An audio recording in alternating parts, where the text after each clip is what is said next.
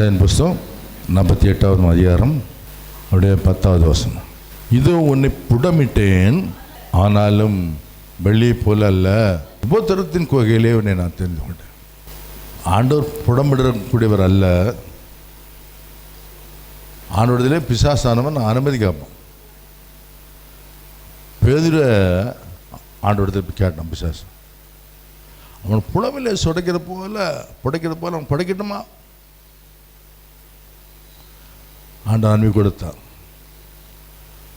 அதே பேதுரு ஆண்டவர் சம்பத்தில் வல்லமையான ஊழியக்காரராக இருந்து இரத்த சாட்சியை மரித்தார்.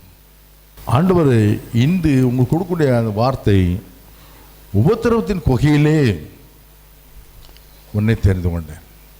பாவங்களும் சாபங்களும் கர்த்தருடைய முகத்தை நமக்கு முன்பாக மறைக்கிறது, அதை காண முடியாதபடி.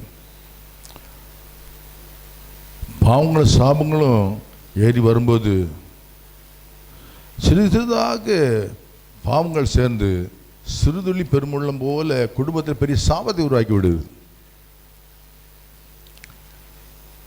நிந்திகளும் அவமானங்களும் வேதனைகளும் கஷ்டங்களும் நஷ்டங்களும் நம்மை உபத்திரத்தின் குகையில் தள்ளிவிடு. கர்த்தரோடு இருக்கிற அந்த மகிமையை தின்று விடுகிறது. வாழ்க்கை உருக்கலத்து விடுகிறது. பிசாசின் போராட்டம், மாந்திரிகம், மனிதனாலும் குடும்பத்தாலும் வேதனையில் நிறைந்த ஒரு வாழ்க்கை. உபத்திரம் என்று சொன்னால் உங்களுக்கு எல்லாருக்கும் தெரியும், உபத்திரம் பாடுகள், நிந்தைகள் சொல்லி. குகை என்று சொன்னால் ஒரு இருளின் வாழ்க்கை. குகைக்குள்ள ஜன்னல் இருக்காது, குகைக்குள்ள கதவு இருக்காது, குகைக்குள்ள ஃபேன் இருக்காது, குகைக்குள்ள ஏசி இருக்காது, குகைக்குள்ள இருட்டு இருக்கும். கோட்டான்களும் பல விதமான காட்டு மிருகங்களும் தங்கும் இடம் குகை. பல நாட்கள் குகையிலே தாவீது ஒளிந்து கொண்டார். எலியா தீர்க்கதரிசி குகையிலே அடைக்கலமானார். குகையின் அனுபவம் என்பது ஒரு இருட்டின் அனுபவம் தான். ஆண்டவர் சொல்ல, உபத்திரத்தின் குகையிலே உன்னை புடம்பிட நான் அனுபவித்தேன், ஆனாலும் குகையிலே குகையிலே நீ படுகிற பாடுகளை பார்த்து ஓடி வந்து உபத்திர குகையிலே உன்னை தெரிந்து கொண்டேன். கண்ணீர் மத்தியில் உன்னை தெரிந்து கொண்டேன், பாடல் மத்தியில் உன்னை தெரிந்து கொண்டேன், அவமான மத்தியில் நான் உன்னை தெரிந்து கொண்டேன், நிந்தையில் மத்தியில் நான் திறந்து கொண்டேன். ஹல்லேலூயா, ஹல்லேலூயா, ஹல்லேலூயா. பிசாசு இருளில் ஆதிக்கம் உள்ளவன். பிசாசு அந்தகார வல்லமை என்று சொல்லி வேதம் சொல்கிறது. என்ன அந்தகார வல்லமை இருந்தாலும் வசனம் சொல்லுகிறது. 2 சாமுவேல் புஸ்தகம் 22ஆம் அதிகாரம் 29வது வசனம், சங்கீதம் 18:23 வாசித்து பாருங்கள். கர்த்தர் நீ இருளை வெளிச்சமாக்குவார். தாவீது சொல்றாரு, கர்த்தர் அவரால் தான் முடியும், இந்த இருட்டை வெளிச்சமாக்க அவரால் தான் முடியும். இயேசு என்றாலே வெளிச்சம் தான். ஹல்லேலூயா, ஹல்லேலூயா. இயேசு என்றாலே வெளிச்சம் தான். இயேசு பிறந்தவனை இருளில் இருக்கிற ஜனம் பெரிய வெளிச்சத்தை கண்டார். மத்திய 4ஆம் அதிகாரம் 15ஆம் வசனம், இயேசு 9ஆம் அதிகாரம் 2ஆம் வசனம், வசனம் 2 ஒரே வசனம் தான். இருளில் இருக்கிற ஜனங்கள் பெரிய வெளிச்சத்தை கண்டார்கள். ஒரு அருணாதயம் உதித்தது, நமக்கு பெரிய வெளிச்சம். அவர் வந்தாலே வெளிச்சம் தான். உங்க வீட்டுக்குள்ள, உங்க குடும்பத்துக்குள்ள இயேசு வந்தாலே வெளிச்சம் தான். ஹல்லேலூயா. உபத்திரத்தின் குகையிலே பழக்கப்படுத்த போடும்போது கர்த்தர் நம்மை ஏந்தி சுமக்கிறான். பாடல் மத்தியிலே நம்மளை ஏந்தி தாங்கி சுமக்கிறான். அந்த வெளிச்சத்துக்குள்ளாக கடந்து செல்ல வேண்டும் என்று கர்த்தர் விரும்புகிறார். ஏன் இந்த பாடாண்டவரே, ஏன் இந்த அவமானம் என்று சொல்லி கனி வெடிக்கிறதான வேளையில் அந்த இருளில் இருக்கிறோம், வெளிச்சத்தை காண துடிக்கிறோம். அந்த வேளையில் வெளிச்சம் நம்முடைய சார்பாக வருகிறது. அந்த வெளிச்சம் பிடிச்சுக்கொண்டு அவரோடு இணைந்து அந்த வாழ்க்கை நீங்கள் அநேகர் வேதனைப்படலாம், கண்ணீர் வடிக்கலாம். விடாமரிச்சோடு நீங்கள் கத்தப்படுத்திக் கொள்ள வேண்டும் என்று கத்த விரும்புகிறேன். ஹல்லேலூயா, ஹல்லேலூயா. இந்த உபத்தின் குகையிலே இவனை தெரிந்து கொண்டுன்னு சொன்னால், உபத்தின் குகை இருளின் ஆதிக்கம்தான். அது பாடு நிந்தைகள் அவமானம் வரும்போது தாங்க முடியவில்லை என்று சொன்ன கதறான வேளையில் அது வெளிச்சம் அதுக்கு முதிக்குது. கடந்த நாட்டில் பாருங்கள், மலை ஊழியம் என்று சொல்லி கேள்விப்பட்டிருப்பீங்க. சோரி மலை பகுதியில் உள்ள ஊழியம். அதில் பந்தம் என்று சொல்வார், தீயை பிடித்து கொண்டு கண சொல்வார். ஒரு மனிதன் மட்டும் முன்னால் பந்தத்தை பிடிச்சிட்டு அப்படி பிடித்து கொண்டே பண்ணார். பந்தம் போக போக அணைஞ்சிச்சு. நடு தேயிலை தோட்டம், நடு சௌரி மேலே பம்பை காடு. என்ன செய்யணும் தெரியல, அணைஞ்சு போச்சான். அவள் விட்டா முடிச்சா அந்த பாருங்கள், அதில் மண்ணனே தீர்ந்து போச்சு. வெறும் குழல், டீவு ஈத்தன்னு சொல்லுவாங்க, அந்த மூங்கில் குழல். அதுக்குள்ளே மண்ணெண்ணை ஏற்றி அதுக்கு மேலே பஞ்சை வச்சுட்டு அப்படி பந்தத்தை கொளுத்தி கொண்டு வருவாங்க. எல்லாம் போச்சு. இருட்டு, ஒன்றும் தெரியல. வரவங்கெல்லாம் தடுமாறி விடுறாங்க. இவர் தவண்டி விட்டா மாதிரி அந்த பந்த குழல் இருக்கு பார்த்தீங்களா, மூங்கில், அதை வீசுறாரு. எல்லாரும் அவர் பார்த்து சிரிக்கிறாங்க. அந்த குழல் எரியுது. டக்குன்னு வீசி காற்று போட்டு சங்கினு பிறகு கொஞ்சம் தூரம் போகிறோம். திரும்ப அணையுது. திரும்ப வீசுறாரு, எரியுது. திரும்ப கொஞ்சம் தூரம் போகிறோம். டக்குன்னு அந்த ஒரு சின்ன குழலை வச்ச விடாமுயற்சியோடு கரெக்டான ஒரு அந்த இடத்துக்கு நல்ல வெளிச்சோடு ஒரு இடத்துக்கு கொண்டு சேர்த்தார். கணக்கு தட்டி ஆண்டு மையப்படுது. ஹல்லேலூயா. இதில் உங்களுக்கு விடாமுயற்சி தான் கர்த்தர் எதிர்பார்க்குறாரு. இந்த புடமடப்படும்போது, பாடு சகிக்கும்போது, ஆண்டவரே நான் ஒன்றும் இல்லை சொல்லி சும்மா இருந்துடக்கூடாது. இந்த விடாமுயற்சி உங்களோட ஜெபத்தில் விடாமுயற்சி ஆக்குறது. ஹல்லேலூயா. உங்களோட துதியை விடாமுயற்சி ஆக்குறது. ஹல்லேலூயா. உங்கள் பிரச்சனையிலேருந்து விடுதலை பெற உங்கள் துதி, ஜெபம், வாசிப்பு. வேதமே வெளிச்சம். அந்த வெளிச்சம் சும்மா இருந்து சும்மா ஏதாவது வாசிப்பாங்க. அப்படி கத்தன் மேப்பராக இருக்கான்னு தாழ்ச்சடையன். ஆமாம், நீ உணர்ந்து வாசிப்பீர்கள்னு சொன்னா, உணர்ந்து இடைபடுன்னு சொன்னா, வேதமே வெளிச்சம், போதக சிக்ஷை ஜீவவழி. கரங்களை தட்டி ஆண்டமைப்படுத்த. ஹல்லேலூயா, ஹல்லேலூயா. உங்களை உருவாக்க பாருங்க. நீங்கள் அழுகிற வேலையெல்லாம் உங்கள் கண்ணீர் துடைக்கும். இந்த கலங்குற வேலையெல்லாம் உங்களை தூக்கி எடுக்கும், தூக்கி சுமக்கும். ஹல்லேலூயா, ஹல்லேலூயா. எபேசியர் 5ஆம் அதிகாரம் 8ஆம் வசனம் சொல்லுது, நீங்கள் கர்த்தருக்கு வெளிச்சமாக இருக்கிறீர்கள். எபேசியர் 5ஆம் அதிகாரம் 9ஆம் வசனம் சொல்லுது, நீங்கள் வெளிச்சத்தின் பிள்ளைகளை நடந்து கொள்ளுங்க. எல்லாத்துக்கும் வரும், 7 வருடம் வரும். ஹல்லேலூயா. பிரச்சனை வந்தாலும் நீங்கள் வெளிச்சத்தின் பிள்ளைகள் நடந்து கொள்ளுங்க. குடும்பத்தை பெருக்கும்படியே வருவான் சத்துரு. வசனம் வச்சு அவனை மேற்கொள்ளுங்க. ஹல்லேலூயா, ஹல்லேலூயா. வெளிச்சத்தின் பிள்ளைகள் நடந்து கொள்ளுங்க. பிரச்சனை வரும், போராட்டம் வரும், நிந்தை வரும், அவமானங்கள் வரும். பிசாசு உங்களை எப்போ எல்லாமே அழிக்க முடியாது. அவன் கொல்லம் அழிக்க தான் வர்றான். இயேசு என்ன ரசித்தாரு, பாவத்தை நீக்கிட்டாரு, வெளிச்சம் வந்துருச்சு, வாழ்க்கையில் ஒளி விளக்கு வந்துருச்சு.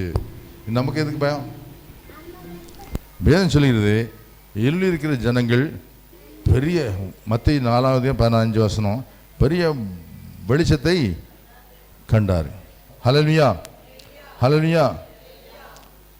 இருட்டான அதிகாரங்களை வெளிச்சமாக்குற ஒரு பாட்டை இயேசுவ தீர்க்க தரிசனமாக அறிவித்த, உலகத்துக்கு வெளிச்சம் வருது, அரணை உதிக்குது சொன்ன அதே தீர்க்க சொன்னார்.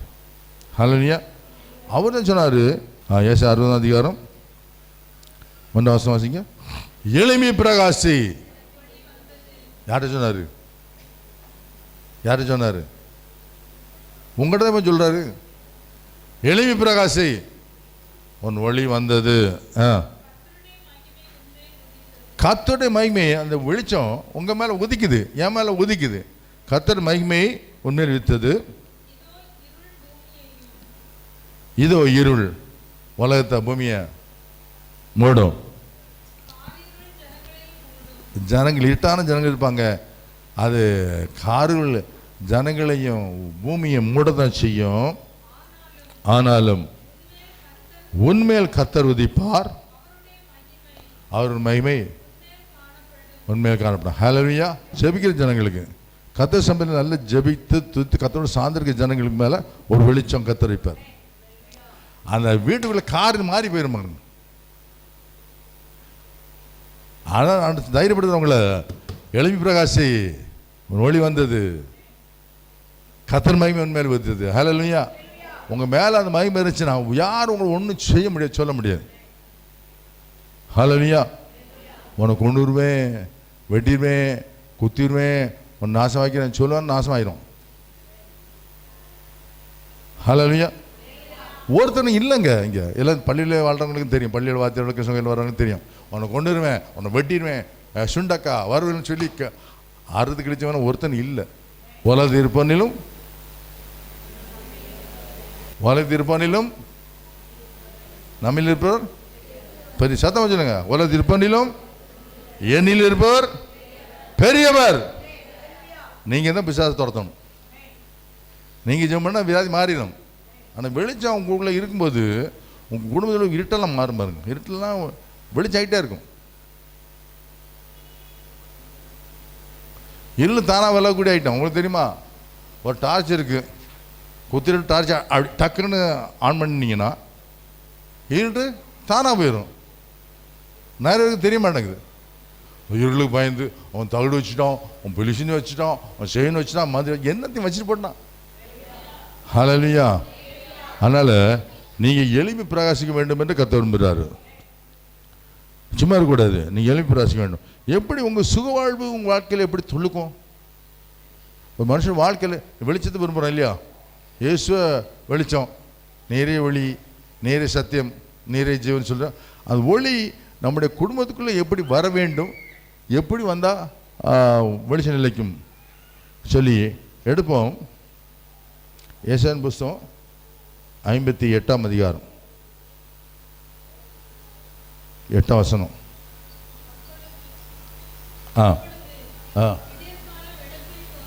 அப்பொழுது விடியக்கால வெளிப்பு போல, விடியக்காலம் அப்படியே சன் அப்படியே ரேசாக போல வெளிச்சம் எழும்பி சுகவாடம் அப்படியே தொலைக்கும். ஜர்ன்னு சீக்கிரம் தொளித்து உன் நீதி உனக்கு முன்னாக செல்லும். ஹல்லேலூயா. ஹல்லேலூயா. அப்பொழுது விடியக்கால விழிப்பு போல கொஞ்சம் கொஞ்சமாக காலை வெயில் 8 மணி 9 மணி 10 மணி 12 மணி ஆகும்போது எல்லா ஜீவராசிகளுக்கும் பொழிந்திடும் வல்லமை. ஹல்லேலூயா. ஹல்லேலூயா. எப்படி இந்த விடியக்கால விழிப்பு போல என்னுடைய வாழ்க்கையிலே ஒளி உண்டாகும் என்று சொன்னால் அது மேலே உள்ள வசனத்தை நீ வாசிங்க. 6ஆம் வசனம் வாசிங்க. அக்கிரமத்தின் கட்டுகளை அவிழ்க்கிறதும் நுகத்தடியின் பிணையல்களை நெகிழ்கிறதும் நெருக்கப்பட்டிருக்கிறவர்களை விடுதலையாக்கி விடுகிறதும் சகல நுகத்தடிகளையும் உடைத்து போடுகிறதும். அதாவது எவன் பாரத்தோடு இருக்கான் அவன் கண்ணீரை துடைக்கணும். அவன் வெளிச்சம் வீட்டுக்குள்ள வரும், கஷ்டத்தோட பாரத்தோடு வருவான். பாவலியா அதே அடிப்பட்டு வந்திருக்கோம். பாவலியா என் வீட்டுக்குள்ள ஏறாதா. அது ஆண்ட கிளை சொல்ல நுகத்தடி பிணையில் களத்தில் இருக்க நுகம் தடி பாரமோடு வரவங்களுக்கு கண்ணீரை துடைக்கக்கூடியவன். நெருக்கப்பட்டு ஒடுக்கப்பட்டு நெருக்கப்பட்டு மடிந்திடான் ஜத்துவான். நெருக்கப்பட்டுனா ஆள் அவுட்டு. கர்த்தர் பிள்ளை நெருக்கப்பட்டவங்களை விடுதலாக்கணும். கஷ்டத்தில் கண்ணி துடைக்கதான் ஒரு ஊழியக்காரனாலும் சரி, ஒரு டீகனாரானாலும் சரி, ஒரு விசுவாசியானாலும் சரி, நீங்கள் நெருக்கப்பட்டு ஒடுக்கப்பட்டு வரும்போது அவருடைய கண்ணீர் துடைக்க வேண்டும். நான் ஒரு காரியம் சொல்லட்டுமா? ஆண்டவர் பேர் சொல்றாரு, என் ஆடுகளை மேய்ப்பாயாக. சரி ஆண்டவர், என் ஆட்டுக்குட்டிகளை மேய்ப்பாக. குட்டி எப்படி இருக்கும், ஆடு எப்படி இருக்கும்? மந்தையை மேய்க்கிற ஒரு தலைவன் ஊழியக்காரர் எப்படி இருக்கணும்? உங்கள் சபைக்கு வரக்கூடியது ஆட்டுக்குட்டி சேனை ஆடு வரும், கரவலாடு வரும், எல்லாம் டிஃப்ரெண்ட்டு. நல்ல பெரிய ஆடு வரும். அந்த ஆடு வருமானத்தை கொடுக்குற ஆடு. நொண்டி ஆடு வரும். இந்த ஆட்டுக்கெல்லாம் நீ ஒரு மேய்ப்பெண்ண ஆறுதலை கொடுக்கணும்னா இருக்கணும். வெட்டு ஒன்று துண்டுன்னு பேசும்போது போச்சு அந்த ஆடு. சேனாடை அடிச்சா என்ன ஆகும்? குறை குட்டி போட்டுரும். நொண்டி ஆடு அடிச்சா என்ன ஆகும்? அடுத்த காலம் ஒடிஞ்சு விழுந்து. மேய்க்கிறவங்க மந்தையை நியாயந்திக்கிறவங்க டீக்கமார் கரெக்டாக இருக்கணும், இல்லாட்டா குடும்பத்து சாபம் வந்துடும். ஹல்லேலூயா. கிட்டத்தட்ட 15 ஆண்டு டீக்கனாக இருந்தேன் நான் இந்த சர்ச்சில், பள்ளியோட சர்ச்சில். அதுக்கு மேலே வேண்டாம் என்று சொல்லி தான் வெளியே வந்தேன். என் மனைவியும் ஒரு 6 வருஷம் டிக்கத்தியாக இருந்தவ தான். அதுக்கு மேலே ஒளியும் செய்ய முடியல, வெளியே வந்தோம். மற்றவங்க ஆறுதலாக இருக்கணும். நம்ம என்ன பண்ணோம், ஆறுதலின் தெய்வமே நம்ம படிக்கிறோம். ஒன்றை நம்பி ஒரு வரக்கூடிய ஆளுக்கும் ஆறுதல் வேணும்ல. கண்ணி துடைக்கிறீங்களா, நெருக்கப்படும்போது அவங்கள ஆறுதல் சொல்கிறீங்களா? விடக்கூடாது குடும்பத்தை பிரிக்கிறதுக்கு நிற்கிறோமா? அதெல்லாம் சாபந்தான். எல்லாருடைய பாரங்களை உடைத்து போடுகிற ஒரு ஊழியக்காரனா, ஒரு விசுவாசியா, ஒரு கத்திர பிள்ளை நீ இருக்க வேண்டும். அல்லேலூயா, அல்லேலூயா. அக்கிரமம் பாவம் பெருக்கினால மீதினால சந்ததிகள் அழிஞ்சு பிறந்தான். சந்ததி ஆசமாக இருக்கணும்னா கத்திர பிள்ளையாக ஒளிச்சது பிள்ளைகள் நடந்து கொள்ளணும். ஒரு குறை வைக்க மாட்டார். ஆண்டு சொல்ற 1000 தலைமுறை மட்டும் ஆசீர்வதிக்கிற தேவன். கரங்களை தட்டி ஆண்டு மையப்படுத்தும். ஹல்லேலூயா, ஹல்லேலூயா. அடுத்த வாசிங்க. பசியுள்ளவனுக்கு உன் ஆகாரத்தை பகிர்ந்து கொடுக்கிறதும், துரத்துண்ட சிறுமையானவர்களை வீட்டிலே சேர்த்து கொள்ளுகிறதும், வஸ்திரமில்லாதவனை கண்டால் அவனுக்கு வஸ்திரம் கொடுக்கிறதும், உன் மாம்சமானவனுக்கு உன்னை ஒழிக்காமல் இருக்கிறதும் அல்லவோ எனக்கு உகந்த உபவாசம். பசியுடன் கொடுக்கணும். துரத்துண்ட சிறுமையானவளை உங்களை அடித்து வெளியே பற்றி விட்டாங்களா? துரத்துண்ட சிறுமையான யாரு? மர்ம மாமியார் அடித்து வெளியே பத்துருவான், கணவன் மனைவி அடித்து வெளியே பத்துருவான், மனைவி கணவனை அடித்து வெளியே பத்துருவான். துரத்துண்ட உங்களை சேர்த்துக்கணும், அவங்கள விசாரிக்கணும், அவங்கள ஆதரப்படுத்தணும். இதான் கத்துடைய பிள்ளைகள் செய்ய, வெளிச்சத்தின் பிள்ளைகள் நடந்து கொள்ள கற்று சொன்ன இந்த காரியம் தான். துரத்துண்டுகளை சேர்த்துக்கொள்ளணும். வஸ்திரம் இல்லாதவனை கண்டால் எல்லாம் கொடுக்கணும். நம்ம நல்லா இருக்கணும்னா மற்றவர்களை நேசிக்க வேண்டும். ஏசு மட்டும் ஒன்று நேசிக்காமல் இருந்திருந்தாரால, அந்த நேச பாசன் மீதியால் சிலுவைக்கு போகாமல் இருந்தாலும் யார் ஒன்றை தேடுவா, யார் ஒன்றை கண்டுபிடிப்பா? நீ அவரோட நான் கத்துற பிள்ளை என்று சொல்ற, நீ அவரை போல மாற வேண்டும். அவருக்கு என்ன குணாதிசயமோ அது போல இருக்கணும். பாட்டம் இயேசு நல்ல மீட்பர் கண்ணீர் துடைப்பாருன்னு கோயர் சேர்ந்து இயேசு நல்ல கண்ணீர் துடைப்பார்னு பாடுறோம். நீ செய்றியா? பேஸ் ட்ரபிள் டன்னரு எல்லாம் வச்சுட்டு கண்ணீர் துடைப்பார்னு பாடுறோம். பொறுப்பில் இருக்கிறவங்க நீங்கள் அநியாயம் செய்தா உன் வீட்டில் நான் எப்போ கச்சொல்லாரு, நீ நன்மை செய்த உன் நன்மை இல்லையோ? உன் வீட்டு வாசலில் நாயை போல பிரியாணி போல சாபம் பாவம் படுத்து கிடக்கும். பிள்ளைகள் படிக்காமல் இருக்கிறது காரணம் என்ன? பிள்ளைகள் கொலைகாரனா மாறுறதுக்கு காரணம் என்ன? பிள்ளைகள் குடிகாரனா மாறுறதுக்கு காரணம் என்ன? வாழ்க்கையில் ஆசீர்வாதம் இல்லாத காரணம் என்ன? எல்லாம் நம்மளோட கையில். உன்னை ஆசைப்படி நான் வரும்போது உன் பாவமும் சாபமும் என் கண்ணை மறைக்குது. உபவாசம் எடுக்கணும். நம்ம மனப்பூர் சும்மா கடந்து பட்டினி கடந்துக்கிட்டு நான் உபவாசம் எடுத்தேன், அது இல்லை, அது பேர் பட்டினி. இப்படி திறந்த மனசோட கத்தோலிக்க சமூகத்தை கீழ்ப்பட்ட பிள்ளைகளாக இருக்கும்போது விடிகால வெளுப்பு போல உன் வெளிச்சம் விளம்பி உன் சுகாடு சீக்கிரம் துளித்து உன் நீதி உனக்கு முன்னாலே செல்லும். கத்தோலிக்க மகிமை முன்னாலே உன்னை பின்னுக்கும். ஹல்லேலூயா, ஹல்லேலூயா. 10ஆம் வசனம் வாசிங்க. பசியுள்ளவனிடத்தில் உன் ஆத்துமாவை சாய்த்து சிறுமைப்பட்ட ஆத்துமாவை திருப்தியாக்கினால் அப்பொழுது இருளில் உன் வெளிச்சம் உதித்து உன் அந்தகாரம் மத்தியானத்தை போலாகும். களங்களை ஆண்டாதான் சிறு பிள்ளையில போல இருங்க. ஏன் அப்படி சொன்னாரு? சிறு பிள்ளையில பாருங்கன்னு எதுக்கு சொன்னாரு? எனக்கு 2 பெண் மக்கள் உண்டு. சின்ன பிள்ளைலாம் இருக்கும்போது மூத்த கொஞ்சம் பேர் வந்துட்டு 2 பேருக்கும் அல்வா வாங்கி கொடுத்தேன். இருட்டு கடை அல்வான்னு சொல்லுவாங்களா, அந்த அல்வா வாங்கி கொடுத்தேன். அது இருட்டு கடை அல்வாவுக்கு ஷேப் இருக்கா? ஷேப்பு கிடையாது. கையில் போய் சுவிச்சுன்னு ஓட்டிக்கிட்டு இருக்கும்.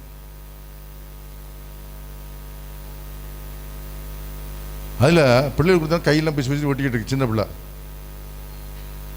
என் அப்பாவுக்கு அல்வா தான் அந்த பிசு பிசு நமக்குன்னு கையில்.